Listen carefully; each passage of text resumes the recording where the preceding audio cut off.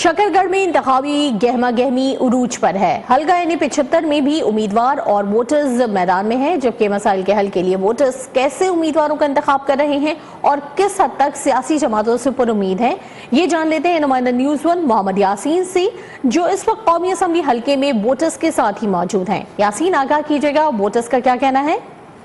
जी बिल्कुल, इस वक्त मैं शकरगढ़ के हल्का NA 75 और PP 55 पे मौजूद हूँ, जहाँ पर इलेक्शन की जो गहमा गहमी है वो ज़ोरों शोर से जारी है। अगर बात की जाए शकरगढ़ तहसील और जफरवाल की जो तहसीलें हैं वो भी इस हल्के में आती है। अगर बात की जाए इलाकाई मसाइल की, तो यहाँ पे जगह जगह जो गंदगी के ढेर लगे हुए हैं, जो रोड है वो भी टूट फूट का शिकार है। मेरे साथ अहले हल्का के लोग भी मौजूद हैं, मजीद उनसे जानते हैं कि उनको किन मसाइल का सामना है। इलाके में गंदगी के ढेर लगे हैं, गलियों में सड़कों में आप देखें तो कई दिन तक कूड़ा पड़ा रहता है, कोई उठाने नहीं आता।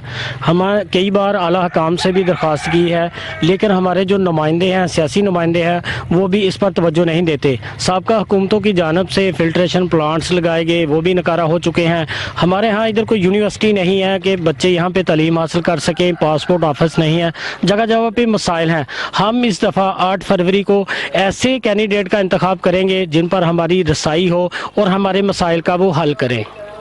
जी बिल्कुल, आपने अहले हल्का की बात सुनी। उनका यही कहना था कि हमारे जो रोड है, फिल्ट्रेशन प्लांट, वो भी काफ़ी अरसे से ख़राब है। इस वक्त हम 8 फरवरी को उसको वोट देंगे जो शकरगढ़ के मसाइल हल करेंगे। जी बहुत शुक्रिया यासीन अपडेट करने के लिए।